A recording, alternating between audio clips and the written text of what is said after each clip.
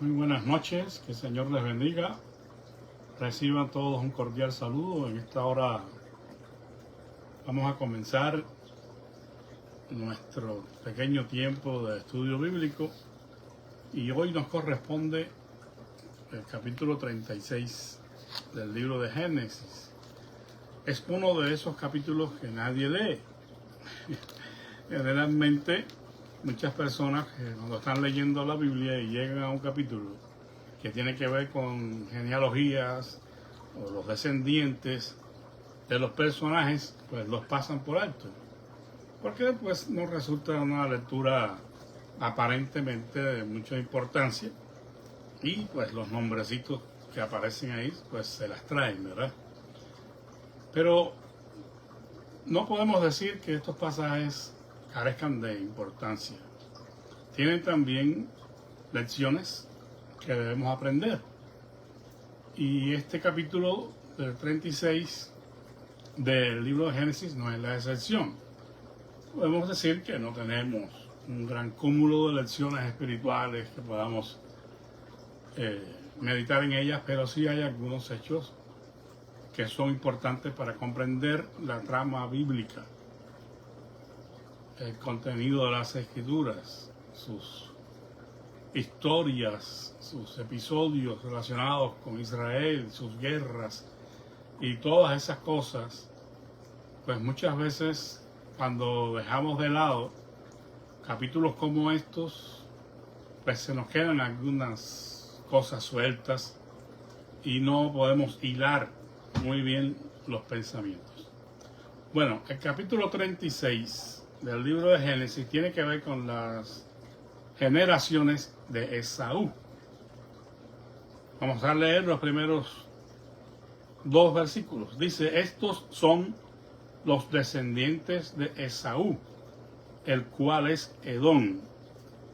Esaú tomó sus mujeres de las hijas de Canaán, a Ada, hija de Elón, Eteo, a Olibama, hija de Ana, hijo de Sibeón, Ebeo, y a Basemat, hija de Ismael, hermana de Nebayot. Y ahí comienza y continúa con las esposas de Saúl, sus hijos, todos sus descendientes. Ahora, primero tenemos que decir que el término hebreo para la palabra descendiente o descendientes significa historia familiar. O sea que no solamente tiene que ver con nombrar a los individuos, sino que hay conexión, evidentemente, entre unos y otros, que algunos de estos individuos desencadenan otras historias que tienen importancia en la palabra de Dios. Entonces hay una historia familiar, un background detrás de cada uno de estos personajes. Y Esaú, pues es uno de ellos. Cuando Esaú nació, él nació de tez roja. Tenía el cabello rojo. Dice en Génesis 25,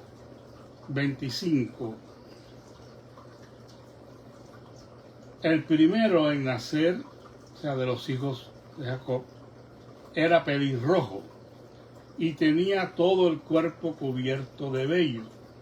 A este lo llamaron Esaú.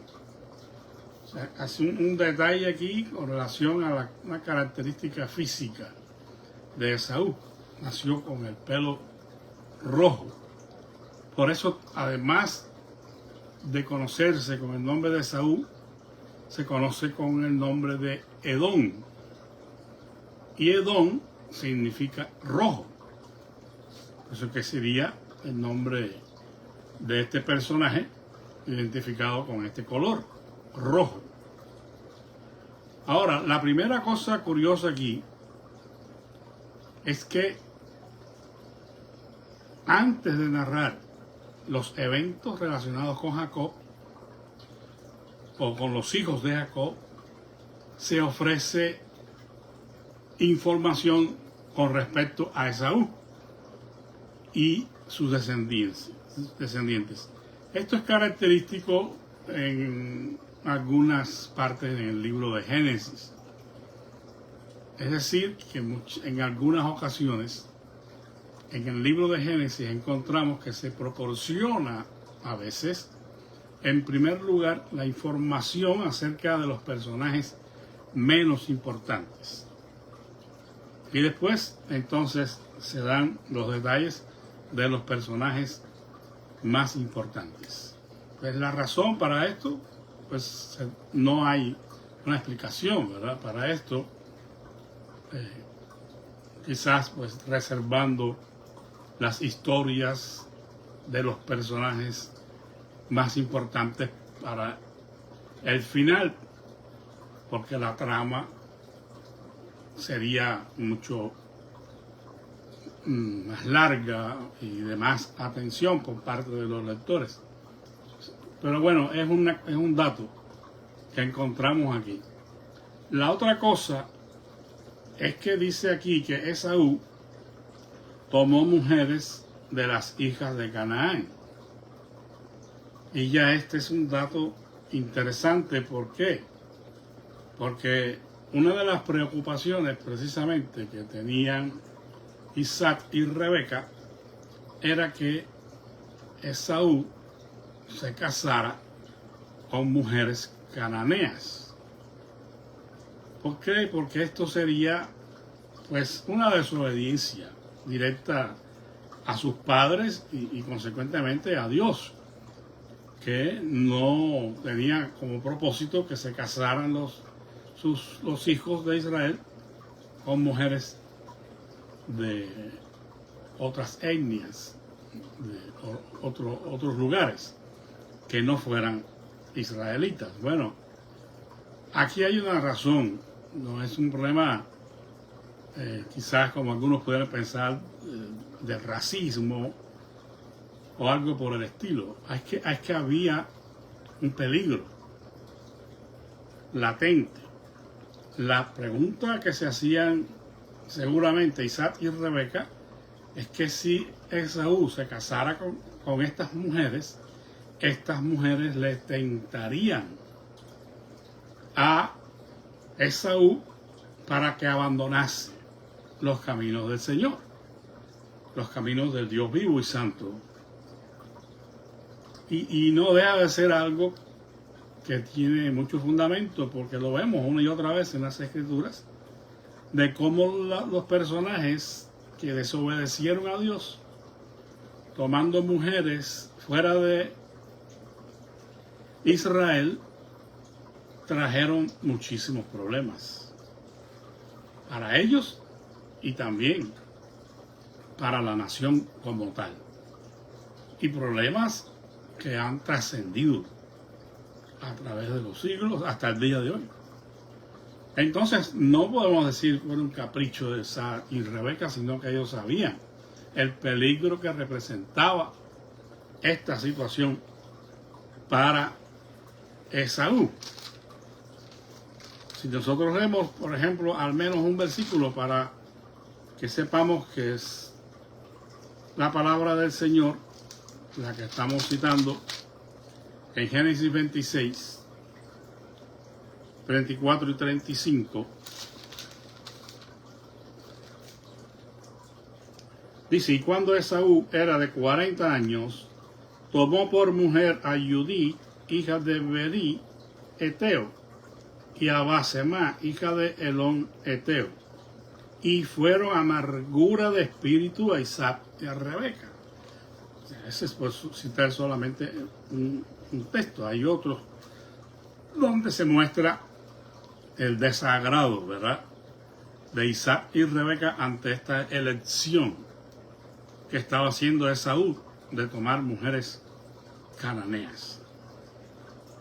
Problemas que vinieron consecuentemente a la nación incluso de Israel por estas decisiones.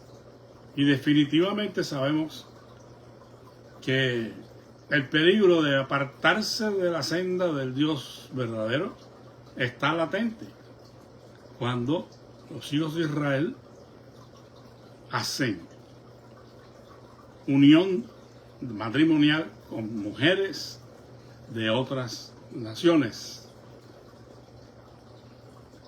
El caso típico que siempre mencionamos y que seguramente usted está pensando ahora es el del rey Salomón, que definitivamente las mujeres extranjeras que él amó lo desviaron de la adoración al Dios verdadero y tuvo que pagar un precio sumamente difícil. No vamos a entrar en materia de que si Salomón se salvó o se perdió, eso no es el punto, pero definitivamente le trajo muchos sinsabores. No es para nada agradable ante Dios de que sus hijos hagan o lleven su unión matrimonial con personas que no sean de la misma fe. Ya pensando en el contexto cristiano, sabemos que la Biblia nos da apoyo en esto. Incluso si la persona, cuando Pablo habla de la persona que ha perdido a su cónyuge y puede casarse otra vez, y dice con tal que sea en el Señor.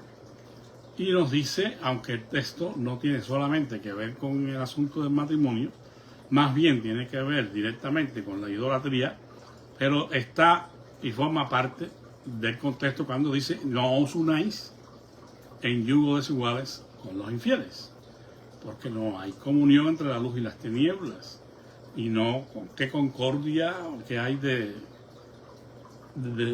comunión entre Cristo y Belial, ¿verdad? Belial significa el adyecto, contrario a la fe en este caso. Entonces no hay posibilidad. Algunos van a decir, es que yo conozco a fulano y a mengano y se casaron y ella era cristiana y él no. O él era cristiano y ella no, y mira, le ha ido bien. Bueno, el hecho de que a alguien le haya ido bien después de todo, no deja de ser una desobediencia al Señor y no deja de estar mal. Entonces, no se puede justificar las acciones porque me haya ido bien, porque lo que cuenta aquí es el mandamiento y la obediencia al Señor. Bueno, continuando en los versículos 2 y 3, pues menciona a estas mujeres que Esaú tomó y después la descendencia. Si va y lee detenidamente alguien este pasaje, por ejemplo, y después lee Génesis 26, 34, 28, 9, donde se dan también los nombres de las esposas de Esaú, va a encontrar que son diferentes. Entonces alguien pudiera decir, mira, aquí la Biblia se equivocó. La Biblia se contradice, como dicen algunos. Casos como este no son tan conocidos. Hay otros que son más conocidos, pero cualquier pasaje que podamos nosotros pensar de que es una contradicción con otro, tiene su explicación, definitivamente, porque la Biblia no se contradice. Ahora, en este caso, los nombres que se dan aquí de las mujeres que tomó Esaú son diferentes a los que encontramos en el capítulo 26, 34 y 28, 9. Y hay por lo menos tres maneras de explicar esto, tres posibilidades. La primera es tan simple como que la misma mujer pudo haber tenido nombres diferentes. Eso es muy común en el contexto hebreo, donde a veces una persona tiene más de un nombre. Bueno, esa es una posibilidad. La segunda es que diferentes mujeres pueden haber compartido el mismo nombre. Otra posibilidad, diferentes mujeres que pudieron haber compartido el mismo nombre. Y la tercera posibilidad es que Esaú pudo haber tenido más de 3 esposas. Y nos dice en las Escrituras. Era muy común en este contexto la poligamia. Y fácilmente Esaú pudo haber tenido más de 3 esposas. Pero bueno, es un dato simplemente curioso para mencionar de que no hay contradicción en la escritura, porque encontremos que los nombres cambian en los pasajes correspondientes. Otro hecho aquí que ocurre y que pues la Biblia registra y podemos nosotros hacerlo comparado, o lo podemos comparar con otro acontecimiento que ocurrió también en el libro de Génesis, es la separación de estos hermanos, versículos 6 y 8.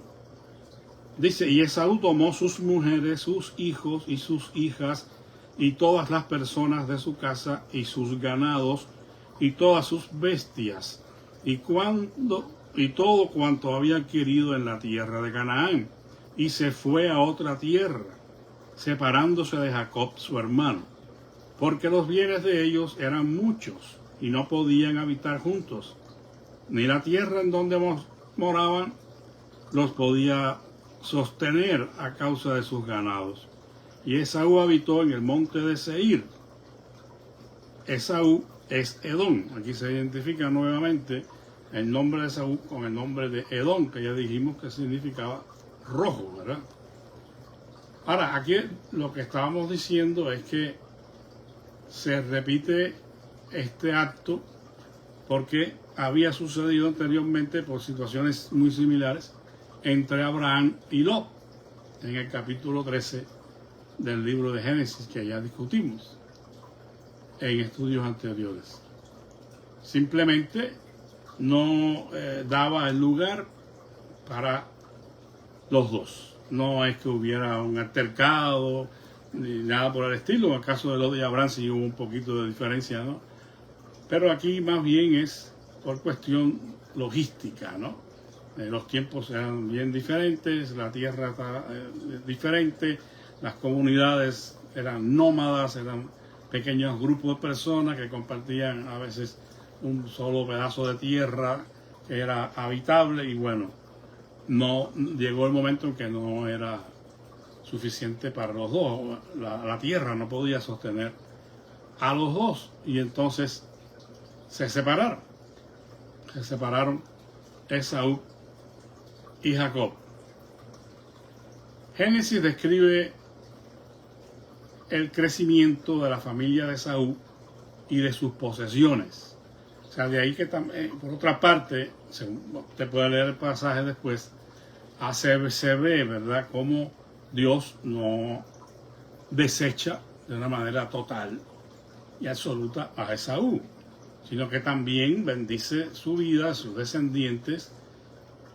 Lógicamente, pues Esaú no pudo disfrutar de los derechos de la primogenitura, hubiera sido diferente para él, pero eso no lo pudo cambiar, porque fue un hecho lamentable, un error que cometió y no podía virarse atrás. Entonces, en este caso, sí se ven las consecuencias de haber tenido en poco esta bendición de ser el primogénito, pero no lo desecha Dios al punto de no bendecirlo también y constituir una descendencia para Esaú.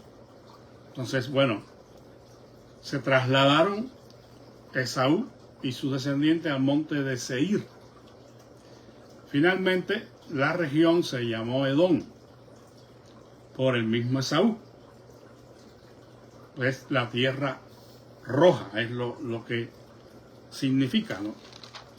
Creo que la referencia está en el versículo 43.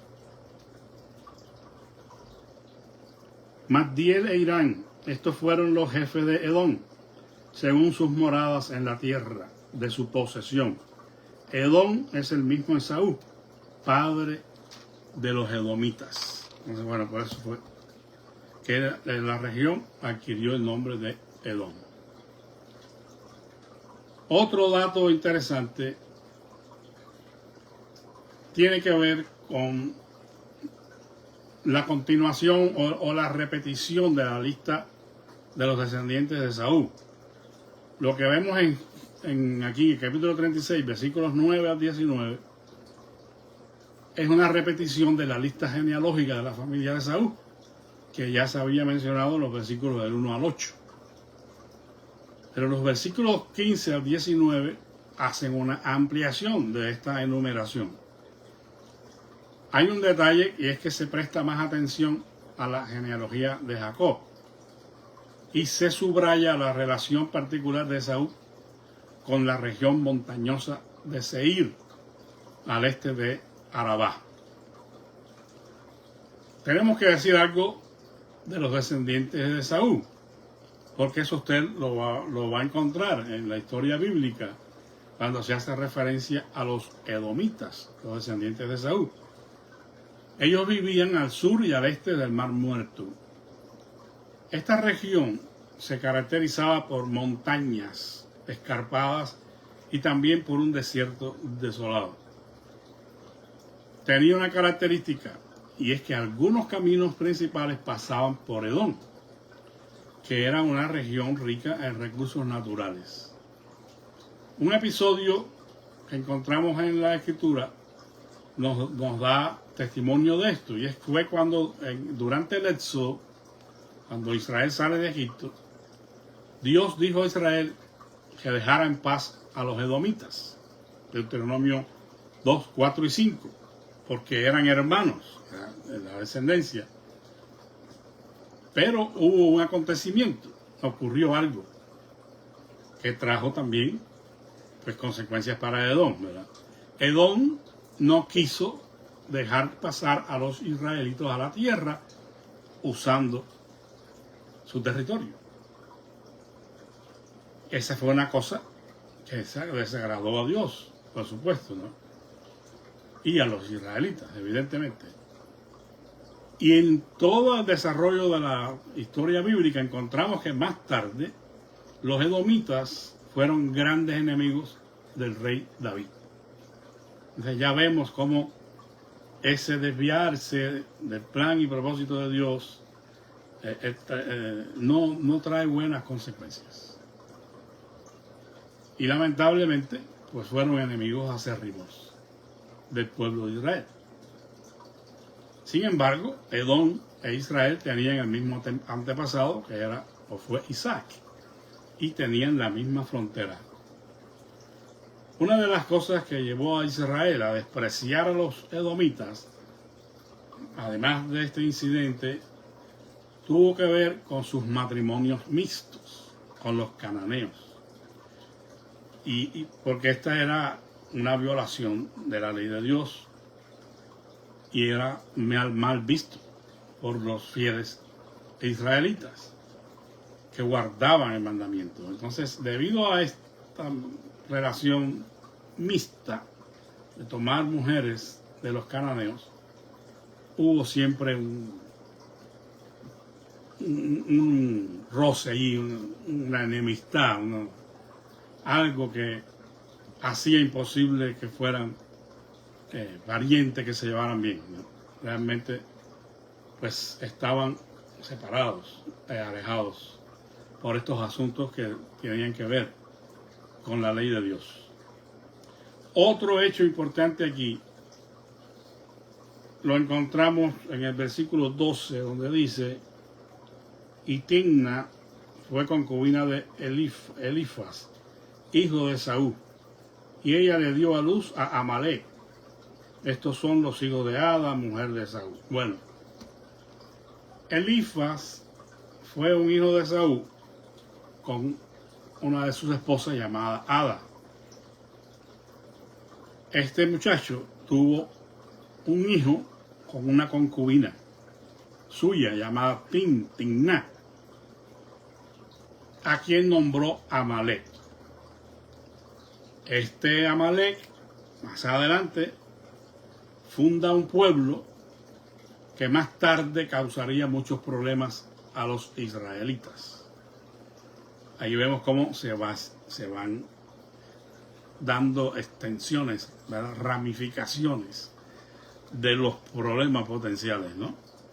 O sea que si pensamos que un acto no va a traer consecuencias para nosotros inmediatas, puede ser que inmediatas no tanto, pero no se van a quedar las consecuencias solamente en cuestiones inmediatas que tengamos que sufrir, que definitivamente las hay, sino que después va a seguir el curso de los acontecimientos que van siendo no agradables a los ojos de Dios.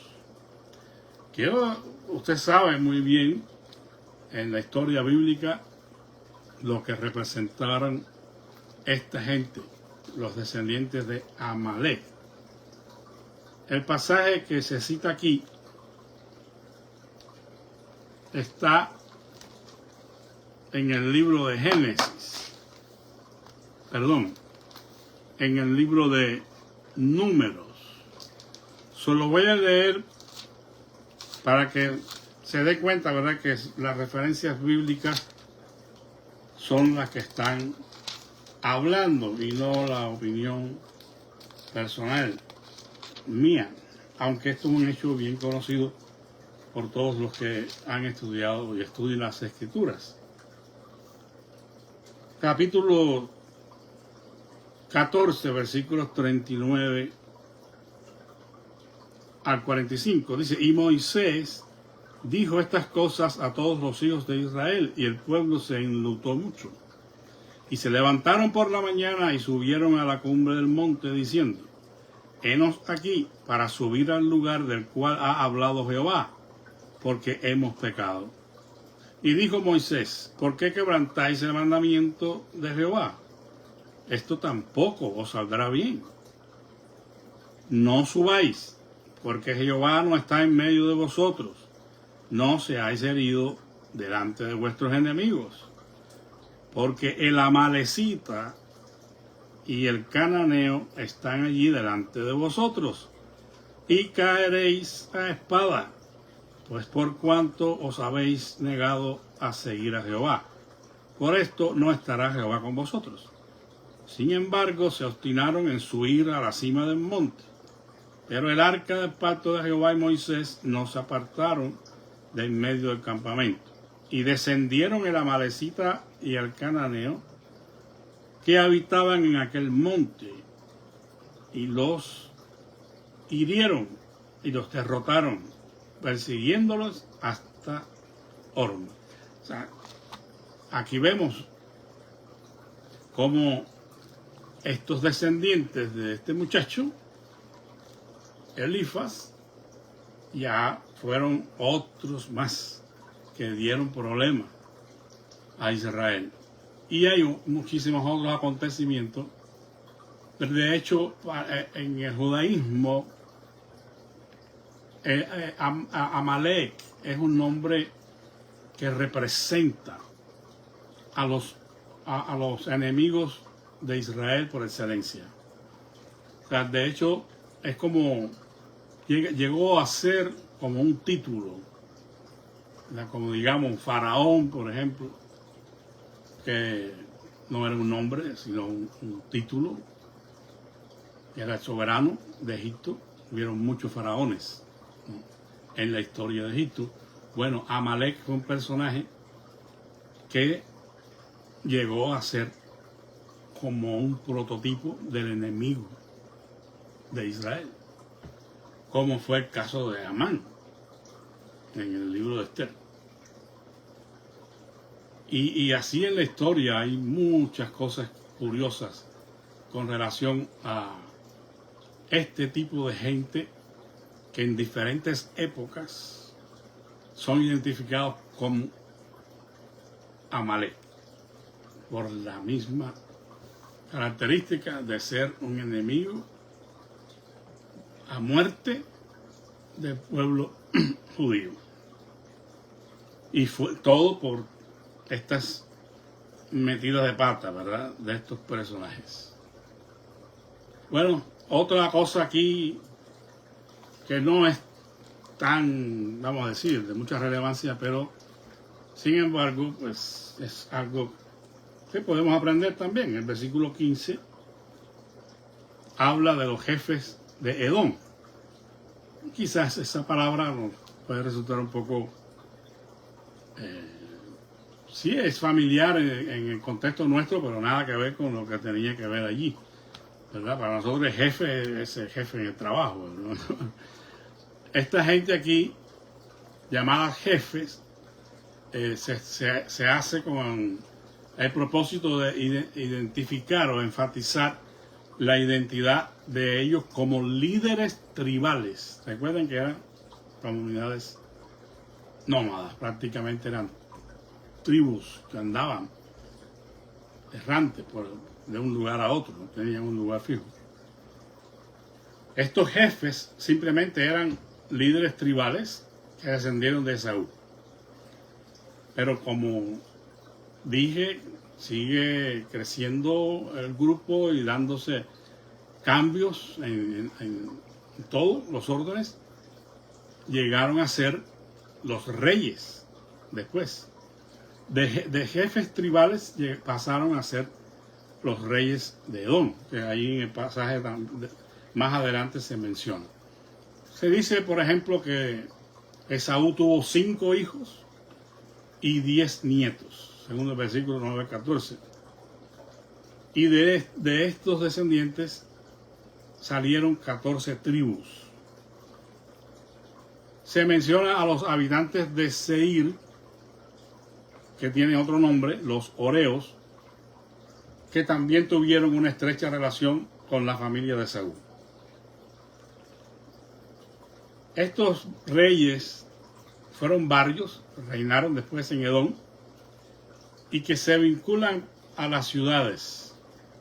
O sea, no es el concepto de un rey que quizás se ve posteriormente en las monarquías desarrolladas, ¿no?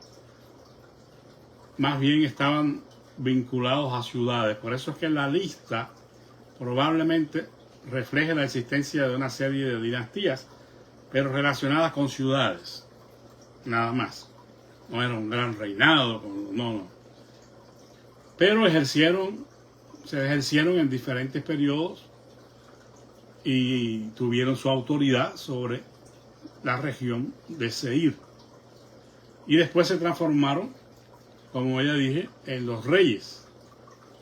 Y esto se dio primero en Edom, antes que en Israel. Hay un versículo aquí que dice antes de que hubieran reyes en Israel. Lo que es curioso es que el que escribe la crónica pues tenía conocimiento de que habrían reyes en Israel o estaba profetizando, no se puede asegurar, pero de que fue antes en Edom. Y después en Israel también los jefes tribales llegaron a ser reyes. Y así, bueno, con Saúl, el primer rey de Israel. Y repetimos, en contraste con otras naciones, pues era un rey de segunda, ¿verdad? Un grupo de nómadas nada más. No era reyes como las demás naciones. Y por eso hay una de las características o una de las cosas que pide Israel a Samuel es que tuvieran reyes, porque querían ser como las demás naciones.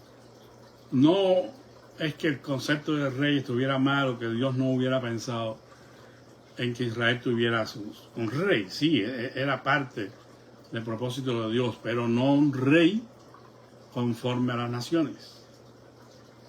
El rey en Israel debería ser un siervo de Jehová. No es un estadista político nada más. Y la religión solamente como algo que podía usar de una manera u otra para mantener su reinado, para aumentar su influencia, engañar a la gente. No, en este caso tendría que ser un verdadero siervo de Jehová. Por lo que la figura del rey tenía que ser una figura religiosa, piadosa, obediente al mandamiento. No. De ahí es que vemos ese vínculo entre los reyes de Israel y los profetas. Y por eso es que el profeta una y otra vez está ahí sobre el rey, cuando éste está desobedeciendo al Señor, está haciendo cosas que van contrarias a la ley y al mandamiento, pues viene el profeta, ¿no? De ahí vemos pues las enemistades a veces entre los reyes corruptos, los reyes impíos y los profetas verdaderos, que le predicaban y les condenaban su pecado. Ahí estamos en los profetas del siglo octavo, y todos, comenzando por Elías, todos los problemas que tuvieron cuando desafiaban a los reyes corruptos. Y bueno, conocemos el caso de David, donde el profeta Natán también viene en un momento dado y lo confronta. Situaciones que en otros contextos pues eso no se apreciaba. El rey era el rey y hacía y deshacía, pero en Israel no debería ser así, y por eso es que vinieron y se dieron todas estas situaciones vergonzosas, ¿no? Porque era completamente diferente. La idea que tenía Dios no era la de una monarquía al estilo de las demás naciones, sino una monarquía, sí, pero que funcionaría más como una teocracia, porque Dios sería el rey sobre todos los reyes. Así que bueno, lo que aprendimos en este capítulo, pues repito, no hay grandes lecciones espirituales, pero es importante tener en cuenta a estos personajes porque desarrollan tramas después en otros lugares de la Biblia, donde vemos a sus descendientes perpetuando los pecados, nuevamente haciendo una y otra vez lo que es desagradable a los ojos del Señor. Y vemos también las consecuencias que esto trajo. Aprendemos que nuestros actos no se quedan con nosotros. No somos los únicos que vamos a sufrir las consecuencias de nuestros pecados o de nuestros errores. El pecado se extiende. El pecado afecta a otros miembros de la familia que en ocasiones repiten nuestros propios pecados y nuestros propios errores, y así se va propagando, se va haciendo pues una descendencia que no es agradable al Señor. Y Dios es celoso de este asunto de la descendencia. Cuando la Biblia habla de los hijos, por ejemplo, enfatiza claramente que no son nuestros hijos, sino sus hijos, que Él nos ha confiado para que logremos una descendencia santa para Él. Es decir, que el propósito que tiene Dios al darnos hijos e hijas es que nosotros los criemos en la disciplina y amonestación del Señor, y hagamos todo lo que está de nuestra parte para que esos hijos e hijas teman a Dios y puedan ellos a su vez engendrar hijos e hijas que sigan los mandamientos del Señor. Recuerden las palabras de Pablo a Timoteo, que daba gracias a Dios por la fe no fingida que había en Timoteo, dice el apóstol, la cual habitó primero en tu abuela, en tu madre Eunice y en tu abuela Loida, o primero en tu abuela Loida y en tu madre Eunice, dice, y estoy seguro que en ti también. O sea que había una influencia religiosa, piadosa, fuerte en la familia de Timoteo, y muy a pesar de que no tenía un contexto ideal, porque el padre de Timoteo no se menciona. El padre de Timoteo probablemente haya sido griego, aunque no necesariamente griego como gentilicio, o sea, como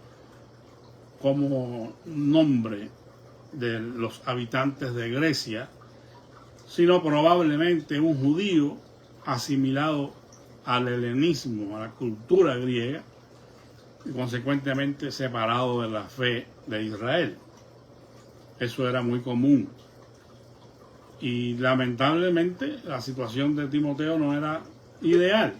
Sin embargo, Timoteo fue criado desde la niñez, como dice el apóstol Pablo, había sabido las sagradas escrituras, las cuales le habían hecho sabio para la salvación, y habían logrado estas dos mujeres con sus influencias piadosas, su amor a Dios y a su ley, que Timoteo saliera una persona piadosa también, victoriosa en la fe. Así que si hay algunas hermanas que no tienen una situación ideal tampoco porque están solas, sin embargo, o se han quedado solas, pero son fieles creyentes, no abandone, no piense que todo se ha perdido. También usted puede hacer lo que hicieron Loida y Eunice con Timoteo y brindar a sus hijos una buena herencia de fe, enseñándoles a amar a Dios y a guardar sus mandamientos. El Señor les bendiga, que tengan una feliz noche. Quiero agradecer a todos por sus oraciones. Quiero decirles y quiero aprovechar para dar gracias a Dios, porque finalmente había estado orando y esperando la respuesta del Señor al comienzo de mi tratamiento, y ya se estaba demorando un poco, y gracias a Dios hoy recibí la llamada de que primero Dios, el día 21 de este mes comienza la primera sesión de quimioterapia. Así que, hermanos, no dejen de orar por mí. Dios hará lo que sea su voluntad. Solamente pidan que el Señor me fortalezca, y si es su voluntad sanarme, pues amén, y si no, pues amén también. Solamente les pido su apoyo en oración. Que la paz de Cristo sea con todos ustedes y tengan una feliz noche. Amén.